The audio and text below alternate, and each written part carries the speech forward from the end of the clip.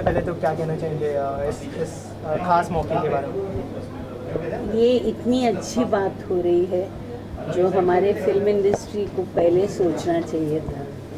कितने हमारे senior artist ऐसे ही चले गए बगैर किसी मदद के, बगैर कोई सहारे के।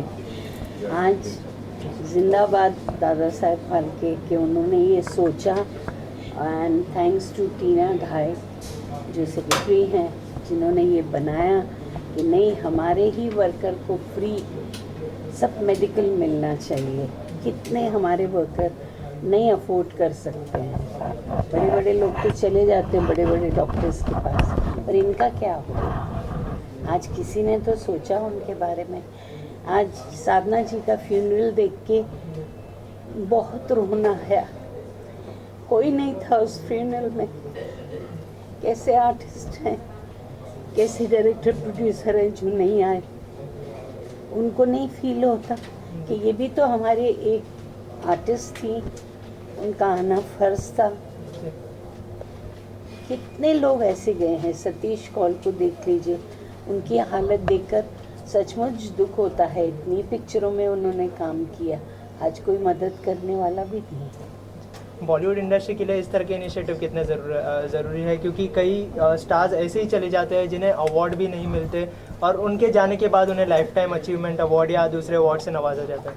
एक बात बोलूँ, ये मरने के बाद की दुनिया है कि मर जाने के बाद उसको होमेज पे करते हैं।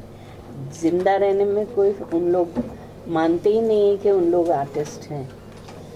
उनको ही दिया जाता है अवार्ड जो पैसा शेल आउट करते हैं, जो शोज़ अटेंड करते हैं, उन्हीं को अवार्ड दिया जाता है। ये कोई नई बात नहीं है और कोई छुपी हुई बात नहीं है। जो अच्छे अच्छे आर्टिस्ट हैं जिनको मिलना चाहिए ये सब कुछ, और कुछ नहीं आप दे सकते, एक अवार्ड हाथ में देकर उनके आर्ट की कदर तो दिखा दो। लेकिन लगता है भविष्य में जो माहौल है वो बदलेगा, लोग में जो होता है फीलिंग्स अपने कली के लिए आएगा या कुछ सोसाइटी के लिए करना चाहेंगे? क्यों नहीं आएगा? अगर एक इनिशिएटिव लेता है जैसा दादा साहब, फिल्म फेयर भी बोलेगा कि हमारी तरफ से भी, स्क्रीन भी बोलेगा हमारी तरफ से। So sorry. बस हमारी तो यही दुआ है दादा साहब फाल्के जिंदा रहें ऐसे अवार्ड के साथ, कि मतलब जीते जागते लोगों को हिम्मत तो दे रहे हैं कि आओ हम आपका इलाज करते हैं। बहुत बड़ी बात है। Thank you so much. आपका इनिशिएटिव उठाया, बहुत काबिल तारीफ है, लेकिन इतना वक्त क्यों लगा आपको इनिशिएटिव उठाने में? ऐसी मेरे हाथ में कभी था ही नहीं। We have just started it, और जिस दिन हमारे हाथ में आया, I think this the first plunge we have taken, and I pledge that we will continue doing it. See when you take an owners of something, आप कोई किसी भी चीज़ की जिम्मेवारी लेते हैं, जब तक आप उसको अच्छे से निभा नहीं सकते, आपको लेनी नहीं चाहिए। और मुझे लगता है ये काम बहुत साल पहले हो जाना चाहिए था। इतनी देरी क्यों लगी, जैसे मास्टर जी ने बोला है, even I can't understand. See, I got an first opportunity, I just took a plunge. और मुझे लगता है जो भी आप संसार में आप कमाते हैं, आपको सूद समेत यही वापस करके जाना चाहिए। अपने साथ कोई कुछ लेके नहीं जाता। सी आपने बच्चे बड़े कर दिए, वो कमाने लगते हैं, खाने लगते हैं, हमें यही मोह मार जाता है, हम इसके लिए कर दें, उसके लिए करते हैं। आई बिलीव जो आप कमाते हैं इसी समाज से कमाते हैं, और इसी समाज को वापस करना ये हमारा दायित्व बन जाता है, ये हमारी रिस्पॉन्सिबिलिटी बन जाती है। जहाँ रही कहते हैं चैरिटी बिगिंस एट होम। हमारी इंडस्ट्री में मैंने बहुत से लोगों को देखा है, like I met Satish Kaul ji, उनकी मैंने उनकी स्थिति देखी, जो कुछ मेरे से बन पाया मैंने किया और मैं करती रहूँगी। I wouldn't let him go like this, he must get his place back in the same industry.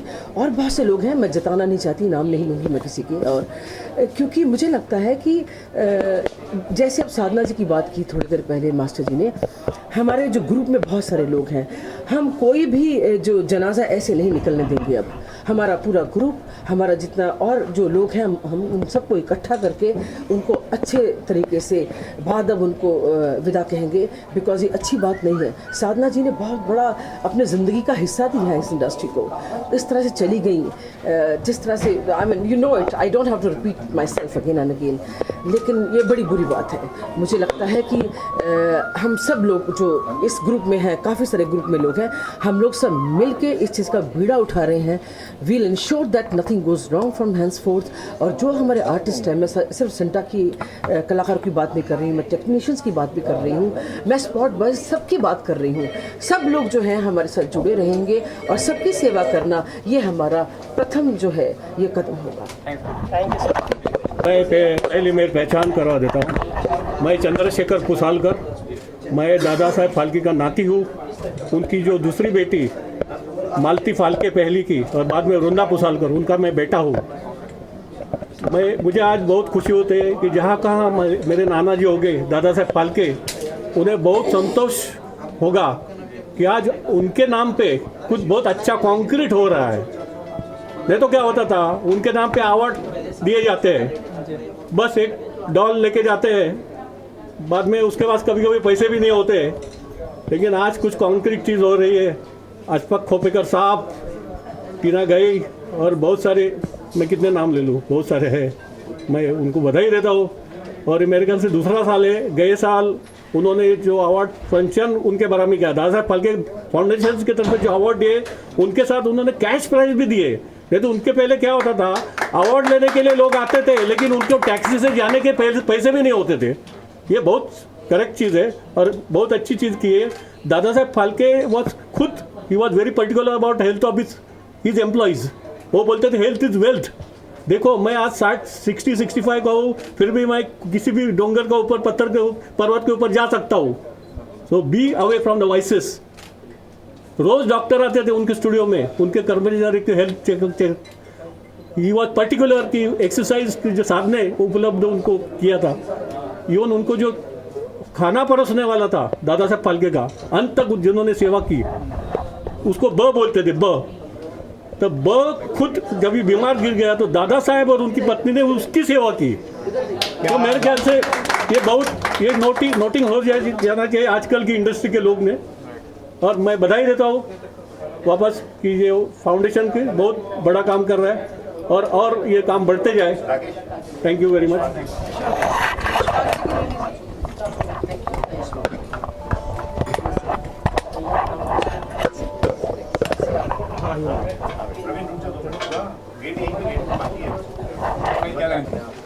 Dada Saheb film foundation को जो शुरुआत की थी अवार्ड फंक्शन से, अवार्ड फंक्शन में हम लोगों को अप्रिशिएट किए टेक्नीशियंस है। ज़्यादातर हमारा ध्यान टेक्नीशियंस लोगों पे है जो पर्दों के पीछे होते हैं। तो पर्दे के पीछे के लोगों को जो हमने हाईलाइट किए दादा साहब के नाम से, और उसके बाद जब वहाँ से इन लोगों की परेशानियाँ पता चली, लोगों की जो पर्दे के पीछे काम करते हैं और बड़ी तकलीफ में टाइम निकालते हैं, तो जितना हो सके इस संस्था के माध्यम से, दादा साहब फाल्के फिल्म फाउंडेशन के माध्यम से हम चाहेंगे कि पर्दे के पीछे की जितने ज़्यादा लोग हैं, ज़्यादा से ज़्यादा लोग हैं, उनको यहाँ से मेडिकल हेल्प हो जावे, किसी और वेलफेयर की हेल्प हो जावे, कोई कानून कायदे की जो तकलीफ़ें होती है, हर चीज़ की मदद इस संस्था के थ्रू करने की हम लोग भावना लेके एक ग्रुप जमा हुआ है। हमारा एक बढ़िया सा ग्रुप बना हुआ है और टीना गई जो उनकी सेक्रेटरी है, अमित मेहरा ट्रस्टी है, और बहुत सारे इंडस्ट्री के लोगों ने हमको सपोर्ट किया है। हम चाहेंगे कि सारे लोग मिलके, जो हमारा उद्देश्य है कि लोगों की सेवा करना या हमारे हाथ से जो भी हो सकता है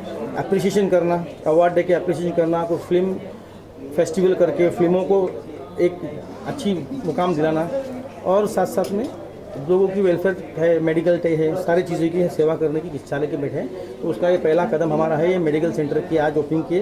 हो सकता है स्लो करके इस मेडिकल सेंटर को हम आगे ज़्यादा बढ़ाएंगे और लोगों की जितनी ज़्यादा सेवा कर सकें वो हम करेंगे। बहुत दुख हुआ, सरोजी ने कहा कि साधना जी तनहा चली गई। ऐसा कतई नहीं होना चाहिए। जिन लोगों ने इस इंडस्ट्री की सेवा की है वो भूलनी नहीं चाहिए। और ये आपको बता दें कि इंडस्ट्री के लोग, चाहे स्पॉट बॉय हो चाहे हीरो हो, सारे दादा साहब फाल्के की ही रोटी खा रहे हैं। उन्हीं की वजह से हम लोग यहाँ जिंदा हैं, सांस ले रहे हैं। नाम है, सब कुछ है, ये सब के लिए वही जिम्मेदार हैं जिन्होंने एक विधा निकाली जिसकी वजह से हम लोग यहाँ पर एक इज्जत की रोटी खा रहे हैं, अच्छी तरह सर उठा के चल रहे हैं। हम चाहते हैं अशफाक खोपेकर जी ने, टीना ने ये जो मुकाम, ये चीज़ शुरू की है, ये दिन दूनी रात चौगनी बढ़ती रहे। यही मेरी दुआ है, यही मेरी प्रार्थना है। Thank you so much. Swami ji